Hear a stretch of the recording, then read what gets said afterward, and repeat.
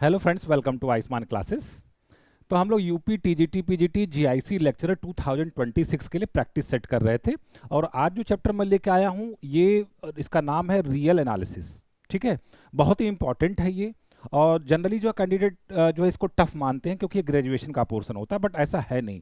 कुछ ऐसे नियम है, कुछ ऐसे सिद्धांत हैं जिसको अगर आप जान लें तो इनके क्वेश्चन को बहुत ही आसानी से, बल्कि आप कहिए तो कम कैलकुलेशन में भी जो है इसको जो है सॉल्व किया जा सकता है। तो उन सारे ट्रिक्स को जो है मैं क्वेश्चन के साथ साथ जो है क्या क्या इसमें ट्रिक्स है, कौन कौन से थ्योरम्स हैं, मैं आपको बताऊंगा। इसमें जो है बेसिकली टीजीटी पीजीटी में क्या इंक्लूड होता है, सीक्वेंसेस एंड सीरीज, है ना। सीक्वेंसेस का जो कन्वर्जेंस डाइवर्जेंस बाउंडेड है कि नहीं है, मोनोटोनिक है कि नहीं, कोसी सीक्वेंस है कि नहीं, ये सारी चीज़ें आपका जो सीक्वेंसेस में होता है। इसी तरीके से सीरीज में कन्वर्जेंट डाइवर्जेंट ओसिलेटरी सीरीज, ये सारी चीज़ें पता करने के लिए टीजीटी पीजीटी में पूछा जाता है। ठीक है, तो आइए स्टार्ट करते हैं आज का लेक्चर। अगर आप चैनल पर नए हैं तो सबसे पहला काम तो यही करना है कि आप चैनल को सब्सक्राइब कर लीजिए। वीडियो पसंद आएगा तो एक लाइक का बटन दबाना नहीं भूलिएगा। अपने दोस्तों के साथ इसको जरूर शेयर करिएगा। टीजीटी पीजीटी से संबंधित कोई भी कोर्स परचेज करने के लिए प्ले स्टोर से आप आयुष्मान क्लासेस ऐप डाउनलोड कर लीजिए, जिसका लिंक वीडियो के नीचे डिस्क्रिप्शन बॉक्स में दिया गया है। ठीक है, आज स्टार्ट करते हैं आज का लेक्चर। तो आज जो सबसे पहला क्वेश्चन मैंने लिया है ये सीक्वेंस से सम है। क्वेश्चन ये है कि the sequence n upon n plus one क्या है, मोनोटोनिकली डिक्रीजिंग है, मोनोटोनिकली इंक्रीजिंग है, ओसिलेट्स इनफाइनाइटली है, नन ऑफ द एबव है। तो सबसे पहले देखिए कॉन्सेप्ट आपको मालूम होना चाहिए कि मोनोटोनिक इंक्रीजिंग कब होता है। देखिए इसका जो ये जो टर्म दिया गया है, इसका nth टर्म जो दिया गया है, इसको हम un से अगर लिखें तो un is equal to n upon n plus one. अब कंडीशन क्या होती है कि अगर un plus one minus un अगर आपका निकाला आपने और ये ग्रेटर देन जीरो आ गया तो आप कहेंगे ये जो हमारी सीक्वेंस है ये कैसी है, मोनोटोनिक इंक्रीजिंग है। ठीक है, और अगर un प्लस वन और minus un is less than zero आ गया तो आप कहेंगे कि हमारा जो ये सीक्वेंस है ये कैसा है, मोनोटोनिक डिक्रीजिंग है। इसके पीछे का रीज़न क्या होता है, बहुत ही आसान सा रीज़न है। इसके पीछे का रीजन बहुत ही आसान है भाई, n प्लस वन टर्म में से nth टर्म को आपने घटाया। जैसे मान लिया हम लिख दें 1 2 3 4 5, तो इस टर्म में से अगर इस टर्म को घटाएं, अगर ये ज़्यादा आया मतलब पॉजिटिव आया, है ना, un plus one minus un मतलब 5 माइनस 4 अगर पॉजिटिव आया, पॉजिटिव आ गया, इसका मतलब ये होगा कि ये इंक्रीज कर रहा है। और अगर नेगेटिव आ गया तो ये क्या, इसका मतलब क्या है, ये डिक्रीज कर रहा है। बहुत सिंपल सा डेफिनेशन है। तो बस इसी टेक्निक का इस्तेमाल करके हम लोग मोनोटोनिक इंक्रीजिंग और मोनोटोनिक डिक्रीजिंग चेक करेंगे। ठीक है, तो ये देखिए un हमारे पास ये है, तो un प्लस वन हम लोग कैसे निकालेंगे यहाँ पे। तो un प्लस वन निकालने के लिए जहाँ जहाँ n है वहाँ उसको हम लोग n प्लस वन से क्या कर देंगे, रिप्लेस कर देंगे। ये n प्लस वन से हमने क्या कर दिया, रिप्लेस कर दिया। ठीक बात है। अच्छा, अब देखिए आगे क्या करना है। अब हमारा अच्छा यहाँ पे n को n प्लस वन से कर दे, यहाँ भी n को n प्लस वन से करेंगे तो नीचे कितना आ जाएगा, n प्लस टू आ जाएगा। अब हम लोग निकाल लेते हैं un प्लस वन और माइनस un निकाल लेते हैं। तो ये आ जाएगा n plus one upon n plus to, और कितना आ जाएगा, माइनस यहाँ पे आ जाएगा n upon n plus one आ जाएगा। तो आप समझ ही रहे होंगे कि इसका एलसीएम कितना आएगा, इसका एलसीएम आ जाएगा n plus one n plus two आ जाएगा। n प्लस टू कैंसिल होगा, यहाँ से आ जाएगा n प्लस वन का होल स्क्वायर मतलब n square plus two n plus one, और minus n plus one cancel होगा, n प्लस टू मतलब minus n square minus two n आ जाएगा। तो यहाँ से प्लस n स्क्वायर ये कट गया, plus two n minus two n कट गया, ये आ जाएगा हमारे पास one upon n plus one, और कितना आ जाएगा, n प्लस टू आ जाएगा। अब देखिए यहाँ पे n नेचुरल नंबर होता है, यहाँ पे सीक्वेंस में जहाँ भी n इस्तेमाल हुआ ये नेचुरल नंबर है। तो नेचुरल नंबर है तो इसका मतलब नीचे वाली चीज़ पॉजिटिव है, ये भी पॉजिटिव है, तो कुल मिला के ये क्या आ गया, पॉजिटिव आ गया। तो इस तरीके से आपने ये देखा कि un plus one minus un ये क्या आ गया, ग्रेटर देन जीरो आ गया। इसका मतलब जो हमारा सीक्वेंस है ये क्या है, मोनोटोनिक इंक्रीजिंग है। तो यहाँ पूछा जा रहा है कि मोनोटोनिकली डिक्रीजिंग है, नहीं। सेकंड ऑप्शन मोनोटोनिकली इंक्रीजिंग, हाँ बिल्कुल करेक्ट है। ओसिलेट्स कर रहा, नहीं ओसिलेटिंग तो नहीं है, नन ऑफ द अबव का कोई बात ही नहीं है। इसका मतलब इसका कौन सा ऑप्शन करेक्ट हो जाएगा, बी ऑप्शन इसका क्या हो जाएगा, करेक्ट हो जाएगा। ठीक है, तो आई होप आपको ये क्वेश्चन अच्छे से समझ में आ गया होगा। ठीक है, बढ़ते हम लोग आगे नेक्स्ट क्वेश्चन की तरफ। अगला क्वेश्चन है the sequence 3n plus one upon n plus one, यह क्या करेगा, कन्वर्ज करेगा, डाइवर्ज करेगा, ओसिलेट्स इनफाइनाइटली या अनबाउंडेड है। ठीक है, तो जैसे देखिए इसमें कन्वर्जेंट डाइवर्जेंट, चूंकि देखिए यहाँ पे ये पॉजिटिव टर्म की सीरीज है तो ओसिलेट तो करेगी नहीं, ये कंफर्म है। ये ऑप्शन तो कभी भी आपको टिक नहीं करना है। ओसिलेट तब करता है जब यहाँ पे हमारा जो सीक्वेंस है उसमें कुछ टर्म प्लस हो, कुछ माइनस हो, कुछ प्लस हो, कुछ माइनस, इस तरीके की चीज़ें हैं होती हैं। यहाँ पे तो हमारे पास पॉजिटिव टर्म वाला ये सीक्वेंस है सब के सब, तो ओसिलेट्स का तो कोई बात ही नहीं है। अब या तो ये कन्वर्जेंट है या तो डाइवर्जेंट है, इतनी सी बात है इसमें। ठीक है, तो कन्वर्जेंट या डाइवर्जेंट, मान लीजिए कोई सीक्वेंस आपके पास un दिया हो, ये कोई सीक्वेंस मान लीजिए un दिया हुआ, इसका कन्वर्जेंस या डाइवर्जेंस चेक करना है, कुछ नहीं करना आपको। इसका जो nth टर्म है उस पर आप लिमिट लगा दीजिए, limit n tending to infinity un अगर आपने लगाया, और अगर ये फाइनाइट नंबर आ गया तो इसका मतलब ये कन्वर्जेंट है। ठीक है, और अगर ये आपने लिमिट लगाया, limit n tending to infinity u n, और ये क्या आ गया, इनफाइनाइट आ गया। ये कितना आ गया, इनफाइनाइट आ गया। तो हम कहेंगे कि ये हमारा जो सीक्वेंस है ये कैसा है, डाइवर्जेंट है। ठीक है, इतनी सी बात है। तो इसका मतलब कुल मिला के हमें इसमें लिमिट निकालना है बस। तो आइए इस पर लिमिट लगा देते हैं हम लोग। तो अगर इस पर हम लोग लिमिट लगाएंगे तो देखिए हमें क्या मिलने वाला है। हम लगाएंगे limit n tending to infinity u n. ठीक है, limit n tending to infinity u n. तो यहाँ से हमको मिल जाएगा ये limit n tending to infinity, और यू एन हमारे पास कितना है, 3n+1 अपॉन कितना है, n+1 है। ठीक बात है। ऊपर से और नीचे से n कॉमन लेके आप कैंसिल कर दीजिए इसको। तो यहाँ से हमें मिल जाएगा limit n tending to infinity, ये मिल जाएगा 3+1/n, और यहाँ पे मिल जाएगा 1+1/n। और इन्फिनिटी रखेंगे तो 1/∞ 0 हो जाएगा, यहाँ भी 1/∞ 0 हो जाएगा। कुल मिला के इसकी लिमिट 3 आ जाएगी, और जो कि कैसा है, फाइनाइट है। फाइनाइट है, इसका मतलब ये हो गया कि लिमिट हमारी चूंकि फाइनाइट आ गई, this implies that sequence UN जो दिया गया सीक्वेंस है वो कैसा है, कन्वर्जेंट है, इज कन्वर्जेंट। तो इसका मतलब कौन सा ऑप्शन करेक्ट हो जाएगा, हमारा ए ऑप्शन करेक्ट हो जाएगा। डाइवर्जेंस की बात नहीं है। फिर आगे चूंकि सिंगल करेक्ट टाइप है तो अनबाउंडेड वगैरह हमें चेक करने की कोई आवश्यकता नहीं है। तो इसका मतलब कौन सा ऑप्शन करेक्ट हो जाएगा, इसका ए ऑप्शन करेक्ट हो जाएगा। ठीक है, बढ़ते हम लोग आगे नेक्स्ट क्वेश्चन की तरफ। अब देखिए अगला क्वेश्चन क्या दिया गया है, the sequence u n where u n is equal to 3n+1 upon n+2, ये क्या है, बाउंडेड है। अब देखिए इसमें बाउंडेड भी सब में चेक करने के लिए आ गया, bounded, unbounded, unbounded, unbounded, increasing, decreasing, increasing, decreasing. अब दो बातें चेक करनी है कि बाउंडेड है कि नहीं, और दूसरी बात ये इंक्रीजिंग है या डिक्रीजिंग है। इंक्रीजिंग डिक्रीजिंग के लिए तो मैंने कॉन्सेप्ट आपको सिखाई दिया था, आपको करना कुछ नहीं है। यहाँ पे un+1 माइनस un आप निकाल लीजिए। un+1 का मतलब हो गया n के जहाँ पे n+1 रखेंगे 3n+4 हो जाएगा यहाँ पे।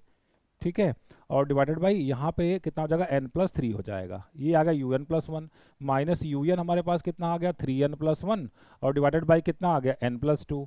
तो यहाँ पे अगर हम लोग इसका एलसीएम ले लें तो एलसीएम कितना हो जाएगा हमारे पास, n+3, और कितना हो जाएगा, n+2 आ जाएगा, n+3 n+2, n+3 कट जाएगा, n+2 बचेगा, मल्टीप्लाई कर देते हैं। तो यहाँ से आ जाएगा 3n² + 4n, और 2 से करेंगे कितना आ जाएगा, 6n + 8, और माइनस, और क्या आ जाएगा भाई, n+2 कटा तो n+3, तो आ जाएगा 3n²। ठीक है, और माइनस n, और -9n, ठीक है ना, -9n और -3 आ जाएगा। ठीक है, ये आ गया हमारे पास। क्या कटेगा, +3n² -3n², 6 और 4 10, और 9 और 1 10, ये कट गया हमारे पास। बचा 8 - 3 कितना आ गया, 5। तो ये आ जाएगा हमारे पास 5 अपॉन n+3, और कितना आ जाएगा, n+2। और ये सब के सब देखिए, ये तो पॉजिटिव नंबर है, ऊपर ही पॉजिटिव नंबर है, इसका मतलब ये आ गया ग्रेटर देन 0। इसका मतलब ये आ गया कि un+1 माइनस un हमारे पास क्या आ गया, ग्रेटर देन 0 आ गया। इसका मतलब ये हो गया कि जो सीक्वेंस un आपको दिया गया है इज व्हाट, मोनोटोनिक इंक्रीजिंग। तो डिक्रीजिंग वाले को आप गायब कर दीजिए, ये डिक्रीजिंग कह रहा है, हो ही नहीं सकता है। इंक्रीजिंग ठीक है, इंक्रीजिंग ठीक है, डिक्रीजिंग कह रहा है, ये गायब हो गया। ठीक है, दो ऑप्शन आपने एलिमिनेट कर दिए। अब बात बचती ये है कि ये बाउंडेड है या अनबाउंडेड है, ये आपको चेक करना है। ठीक है, तो देखिए यहाँ पे अगर इसका हम फर्स्ट टर्म निकालें, या एक काम करते हैं पहले, देखिए n+2 है ना, तो इसको n+2 मतलब n+2 ऊपर भी क्रिएट कर सकते हैं हम लोग, है ना। कैसे क्रिएट करेंगे जरा समझना है। या 3n है ना, तो 3n+6 बना देते हैं, ऊपर बना देते हैं 3n+6, और डिवाइडेड बाई कितना, n+2, और बचा कितना भाई, लाना था 1 ना, तो -5 upon n+2, -5 upon n+2। Check कर लिए, डिनोमिनेटर सेम है, 3n+6 -5, 6 - 5 1 आ जाएगा। ठीक है, ऐसा करने के पीछे लॉजिक ये रहा होगा कि ऊपर से अगर मैं 3 कॉमन कर लूँ तो कितना हो जाएगा, n+2, और नीचे कितना हमारे पास n+2 है। ठीक है, और यहाँ पे कितना -5 अपॉन n+2 है। तो यहाँ से हमारे पास आ गया 3 - 5 अपॉन n+2 आ गया, 3 - 5 अपॉन n+2। तो ऑब्वियसली ये पॉजिटिव नंबर है, तो इसका मतलब ये कोई पॉजिटिव चीज़ 3 में से अगर हम लोग सब्ट्रैक्ट कर रहे हैं तो इसका मतलब ये क्या होगा, <3 होगा। तो इस तरीके से un हमें मिल गया <3। अब बाउंडेड का मतलब ये हो गया कि इसका जो nth टर्म है, इसका जो nth टर्म है किसी दो नंबर के बीच में आना चाहिए, किसी दो नंबर के बीच में क्या होना चाहिए, आना चाहिए। तो ऊपर से तो ये बाउंडेड हो गया। अपर बाउंड इसका कितना मिल गया, 3 मिल गया। अब लोअर बाउंड की बात कर लेते हैं। इसमें अगर n = 1 पुट कर दें तो n = 1 पुट कर देंगे, 3 1 जा 3 + 1 कितना हो गया, 4, और 2 + 1 कितना हो गया, 3, 4/3। इसका मतलब ये 4/3 से तो बड़ा ही होगा। 4/3 से बड़ा ही होगा। उसके पीछे का रीजन ये मोनोटोनिक इंक्रीजिंग है। मोनोटोनिक इंक्रीजिंग है तो इसका मतलब इसका जो पहला टर्म होगा वो सबसे छोटा होगा। मोनोटोनिक इंक्रीजिंग है इसका मतलब जो इसका सबसे पहला टर्म होगा वो सबसे छोटा होगा और बाद में बढ़ता जाएगा बढ़ते जाएगा बढ़ता जाएगा। इसका मतलब ये इसका हर टर्म 4/3 से बड़ा है और 3 से क्या है, छोटा है। 3 से ज़्यादा हो नहीं सकता। इसका मतलब ये बाउंडेड है। ये हमारा जो सीक्वेंस है वो क्या है, बाउंडेड है। तो बाउंडेड भी हो गया हमारे पास, और बाउंडेड भी हमारे पास हो गया, और क्या हो गया, मोनोटोनिक इंक्रीजिंग हो गया। अब हम लोग ऑप्शंस में देख लेते हैं कि बाउंडेड भी है और मोनोटोनिकली इंक्रीजिंग है, तो बी ऑप्शन करेक्ट हो जाएगा। अनबाउंडेड की तो कोई बात ही नहीं है, तो इसका मतलब बी ऑप्शन हमारा क्या हो जाएगा, करेक्ट हो जाएगा। आई होप आपको बाउंडेड कैसे चेक किया जाता है, मोनोटोनिक इंक्रीजिंग, मोनोटोनिक डिक्रीजिंग, ये अच्छे से समझ में आ गया होगा। आइए अगले क्वेश्चन को करते हैं। कहा जा रहा है कि ये जो सीक्वेंस है मोनोटोनिक डिक्रीजिंग है और बाउंडेड अनबाउंडेड की बात की जा रही है और इंक्रीजिंग और डिक्रीजिंग की बात की जा रही है। फिर से सिमिलर टाइप का क्वेश्चन है, तो आइए इसको समझने की कोशिश करते हैं। तो फिर से हम लोग क्या करेंगे, यहाँ पे एस एन की बात किया हुआ, तो हम s n plus one minus s n निकाल दें अगर, ठीक है। एस एन प्लस वन का मतलब जो लास्ट टर्म है वो कितना हो जाएगा भाई, पहला टर्म तो कितना जाएगा 1/n+1, ठीक है, प्लस 1/n+2, ऐसे जाता नहीं, यहाँ से नहीं जाएगा, ये नहीं जाएगा, n को n+1 से रिप्लेस करना है ना, तो पहला टर्म हमारे पास कितना आ जाएगा, n+1 मतलब n+2 हो जाएगा, तो 1/n+2 प्लस 1/n+3, ठीक है। और लास्ट टर्म हमारे पास कितना हो जाएगा, लास्ट टर्म हो जाएगा प्लस n+1 मतलब कितना होगा 2n+2 हो जाएगा, 2n+2। ये तो आ गया हमारे पास Sn+1 आ गया, और माइनस Sn कितना है, Sn हमारे पास है 1/n+1 प्लस 1/n+2 और plus dot dot dot dot कितना है, प्लस 1/2n तक है हमारे पास, ठीक बात है। तो क्या कटेगा इसमें से, n+2 देखिए कटना शुरू हो गया, n+2 कट जाएगा, n+3 कट जाएगा और 2n तक यहाँ कट जाएगा, 2n तक कट जाएगा। क्या बचेगा यहाँ से, यहाँ पे देखिए 2n तक कट जाएगा, कितना बचेगा 2n+1 नीचे बचेगा भाई, एक टर्म आएगा ना 1/2n plus 1/2n+1 plus 1/2n+2, इस तरीके से तो आता जाएगा ना, थोड़ा सा कंजस्टेड हो जाएगा इसलिए मैं लिख नहीं रहा हूँ इसको। आप समझ लीजिए कि ये पैटर्न चलता रहेगा, n+3 n+4 फिर n+n फिर मतलब 2n+1 फिर 2n+2 आएगा, ठीक है। तो 2n तक ये कट गया, तो बचा क्या 2n+1 और क्या बच गया आपके पास 2n+2 बच गया, और यहाँ से क्या बच गया, एक बच गया -1/n+1 बच गया, ठीक बात है। तो इसको देखिए अगर हम यहाँ से 2 कॉमन कर लें तो वो ये आ जाएगा 1/2n+1 और प्लस 1/2 कॉमन कर लें तो कितना आ जाएगा n+1 और -1/n+1, तो हाफ टाइम्स n+1 -1 टाइम्स तो कितना आ जाएगा, माइनस हाफ आ जाएगा, तो 1/2n+1 और आ जाएगा माइनस हाफ ऑफ n+1 आ जाएगा, ठीक है। अब एलसीएम ले लेते हैं हम लोग यहाँ पे, तो ये आ जाएगा 2n+1 और कितना आ जाएगा अभी, और 2n+2 आ जाएगा, 2n+2 आ जाएगा, तो 2n+1 कटा तो आ जाएगा 2n+2 माइनस 2n+2 कटा तो 2n+1 आ जाएगा, तो -2n -1 ये कट जाएगा हमारे पास, तो ये हमारे पास बचेगा 1/2n+1 मल्टीप्लाइड बाय कितना बचेगा 2n+2 बचेगा, ठीक बात है। तो आप देखिए ये पॉजिटिव नंबर, ये पॉजिटिव नंबर, ये पॉजिटिव नंबर, तो पूरी की पूरी चीज़ हमारी क्या हो गई, ग्रेटर देन 0 हो गई। इसका मतलब Sn minus Sn+1 greater than 0, तो ये जो हमारा सीक्वेंस है कैसा हो जाएगा, मोनोटोनिक इंक्रीजिंग हो जाएगा। तो स्ट्रिक्टली मोनोटोनिक डिक्रीजिंग की तो कोई बात ही नहीं है, स्ट्रिक्टली मोनोटोनिक डिक्रीजिंग की कोई बात नहीं है, स्ट्रिक्टली मोनोटोनिक इंक्रीजिंग, हाँ बिल्कुल मोनोटोनिक इंक्रीजिंग है, तो और यहाँ पे भी मोनोटोनिक इंक्रीजिंग दिया गया है, तो ये हो गया हमारे पास मोनोटोनिक इंक्रीजिंग। अब आपको चेक करना है कि बाउंडेड है या अनबाउंडेड है, ये आपको चेक करना है, ठीक बात है। तो देखिए एक काम करते हैं हम लोग, इसको नेक्स्ट पेज पे लिख लेते हैं, इसको नेक्स्ट पेज पे लिख लेते हैं, नहीं नेक्स्ट पेज पे तो जगह नहीं, यहीं पे हम लोग कर लेते हैं इसको, तो यहाँ से कर लेते हैं हम लोग। तो हमारे पास Sn क्या दिया हुआ था, हमारे पास Sn दिया गया है, Sn is equal to 1/n+1 plus 1/n+2 और plus dot dot dot dot plus 1 कितना है 2n है, ठीक है, n+n तक है, n+n मतलब 2n है ना, n+n का मतलब कितना हो गया 2n हो गया, ठीक है। अब देखिए इसका जो सबसे बड़ा टर्म है नीचे नंबर देखिए n+1 n+2 n+n है, तो अगर इस सभी के में यहाँ पे लिख दूँ n+n, यहाँ भी मतलब n+n मतलब 2n लिख दूँ, यहाँ भी लिख दूँ 2n, और ये तो है ही आपका 1/2n, तो अब बताइए ऊपर वाला सीरीज ज़्यादा है या नीचे वाले का सम ज़्यादा है, कौन सा ज़्यादा है। भाई देखिए सिंपल सी बात है, अगर यहाँ पे छोटा छोटा नंबर लिखा था, अब नीचे डिनोमिनेटर में नंबर आप बढ़ा दिए, तो इसका मतलब ये कम आता जाएगा, ये क्या होता जाएगा, कम होता जाएगा, तो कम होता जाएगा, इसका मतलब ये ऊपर वाला ज़्यादा है, ये नीचे वाला क्या है, कम है, ठीक है।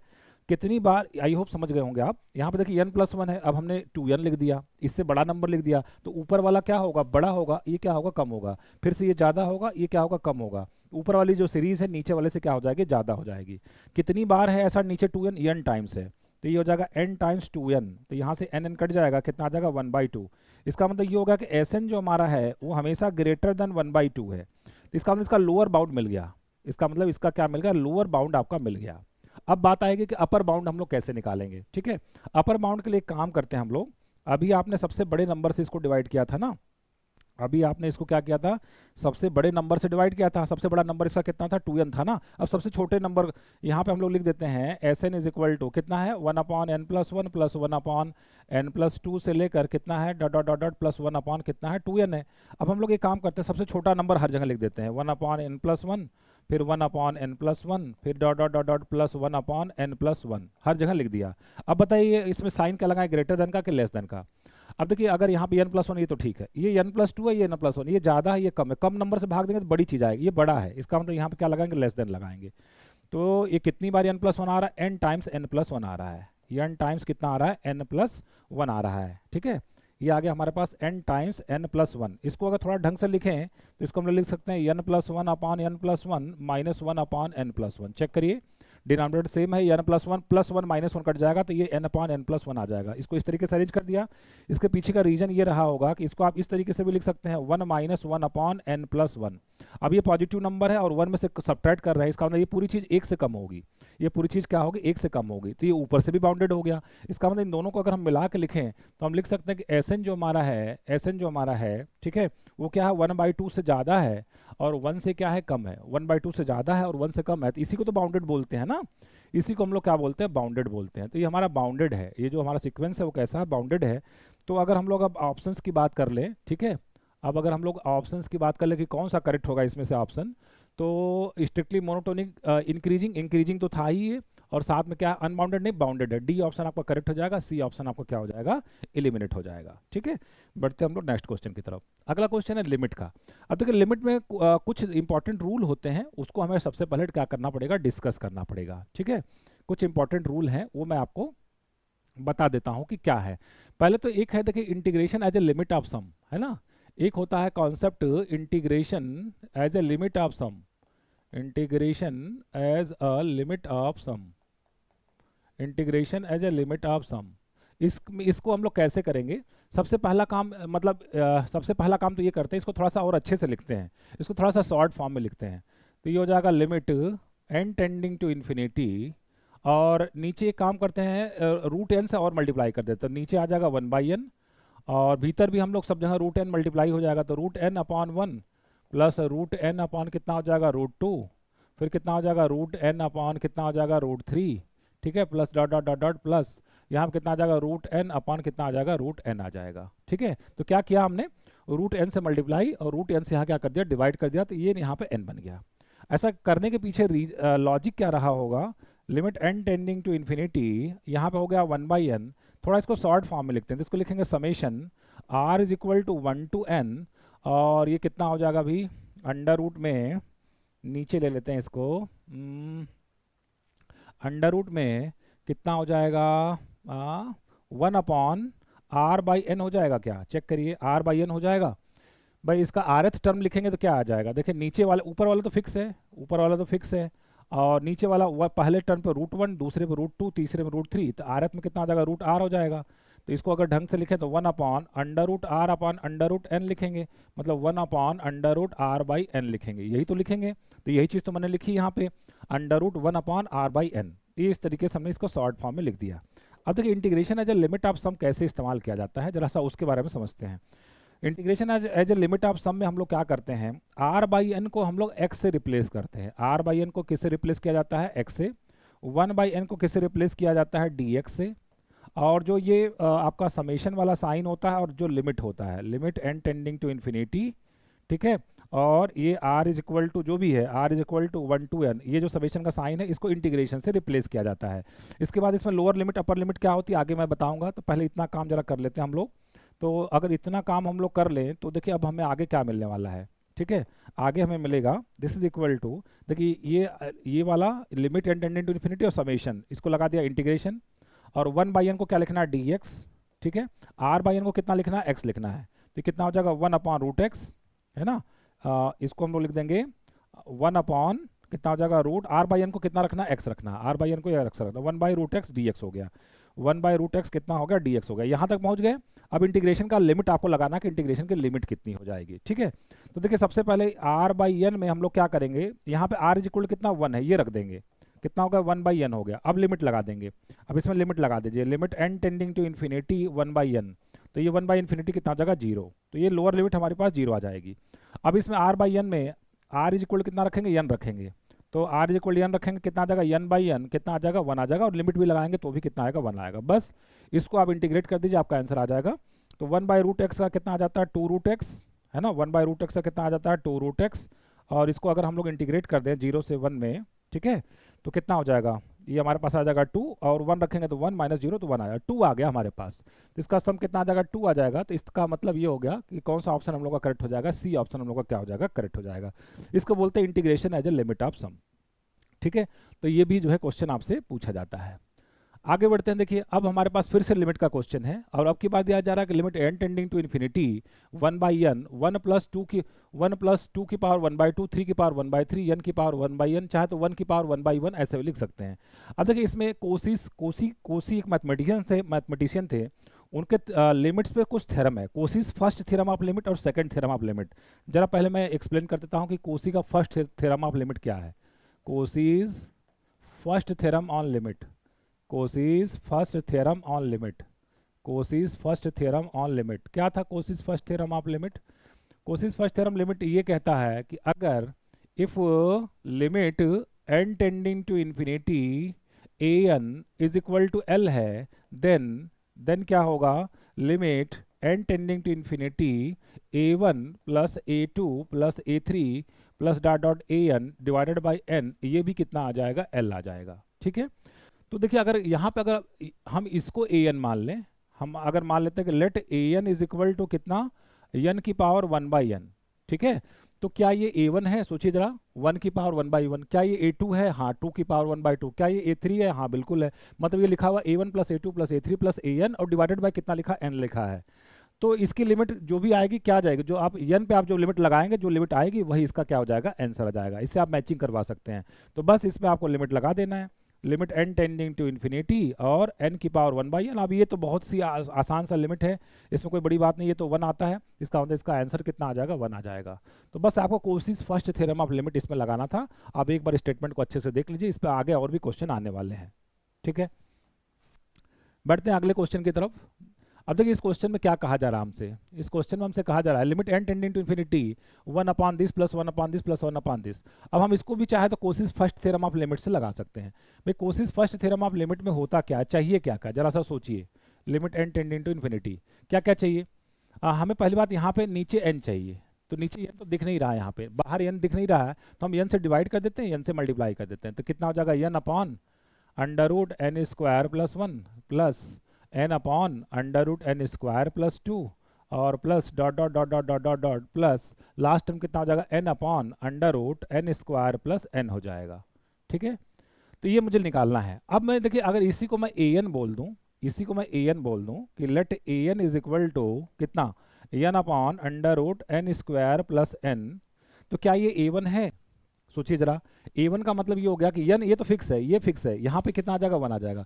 a2 कितना आ जाएगा, a2 हमारा कितना आ जाएगा n/√n² + 2, a3 कितना आ जाएगा n/√n² + 3 और an कितना आ जाएगा n/√n² + n आ जाएगा।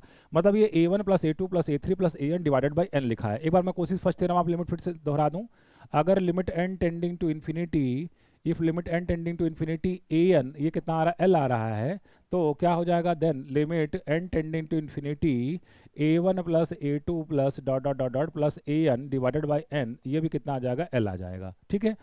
तो ये पूरी चीज़ें अरेंज हो चुकी है, a1 + a2 + an divided by n। इसका आंसर आपको चाहिए तो बस इस पर आप लिमिट लगा दीजिए, आंसर आपका आ जाएगा। तो limit n tending to infinity, और इसमें से क्या करते हैं, नीचे से n² कॉमन करते हैं, n² कॉमन कर लेते हैं, तो एन स्क्वायर कॉमन करेंगे तो बाहर एन आ जाएगा और भीतर आ जाएगा 1 प्लस 1 बाई एन आ जाएगा, ये कट जाएगा और ये इन्फिनिटी रखेंगे 1 बाई इन्फिनिटी 0 हो जाएगा, मतलब 1 अपॉन अंडर रूट 1 प्लस 0, कुल मिला के ये 1 आ जाएगा। तो इसका मतलब इसका आंसर कितना आ जाएगा, 1 आ जाएगा। तो इस तरीके से हमारा कौन सा ऑप्शन करेक्ट हो जाएगा, हम लोग का बी ऑप्शन हम लोग का क्या हो जाएगा, करेक्ट हो जाएगा। ठीक है, बढ़ते हैं नेक्स्ट क्वेश्चन की तरफ। Question number 8। अब देखिए सिंपल सा क्वेश्चन है ना, a1 plus a2 plus a3 plus an divided by n। फिर से कोशिश फर्स्ट थ्योरम ऑफ लिमिट लगेगा यहाँ पे, ठीक है। तो मैं मान लेता हूँ कि let an is equal to, ये जो लास्ट टर्म है कितना 1 बाई एन स्क्वायर है, तो a1 कितना होगा 1 बाई 1 स्क्वायर, a2 कितना होगा 1 बाई 2 स्क्वायर, a3 कितना होगा 1 बाई 3 स्क्वायर। तो ये a1 plus a2 plus a3 plus an divided by n लिखा है, इसकी लिमिट चाहिए तो कुछ नहीं करना है, आपको इस पर लिमिट लगा देना है, limit n tending to infinity an, तो कितना हो जाएगा limit n tending to infinity और कितना आ जाएगा 1 बाई एन स्क्वायर हो जाएगा और 1 बाई इन्फिनिटी कितना आ जाएगा 0 आ जाएगा। तो कोशिश फर्स्ट थ्योरम ऑफ लिमिट तो क्या कहता था, उसी से आप इसको रिलेट कर देंगे। कोशिश फर्स्ट थ्योरम ऑफ लिमिट ये कहता है कि if limit n tending to infinity an, ये कितना आ रहा है l आ रहा है, तो क्या हो जाएगा then limit n tending to infinity a1 plus a2 plus a3 plus dot dot plus an divided by n, इसकी भी वैल्यू कितनी आ जाएगी, l आ जाएगी। इसका मतलब इसका भी आंसर कितना आ जाएगा, 0 आ जाएगा। तो इस तरीके से कौन सा ऑप्शन हमारा करेक्ट हो जाएगा, ए ऑप्शन हमारा क्या हो जाएगा, करेक्ट हो जाएगा। ठीक है, बढ़ते हैं हम लोग नेक्स्ट क्वेश्चन की तरफ।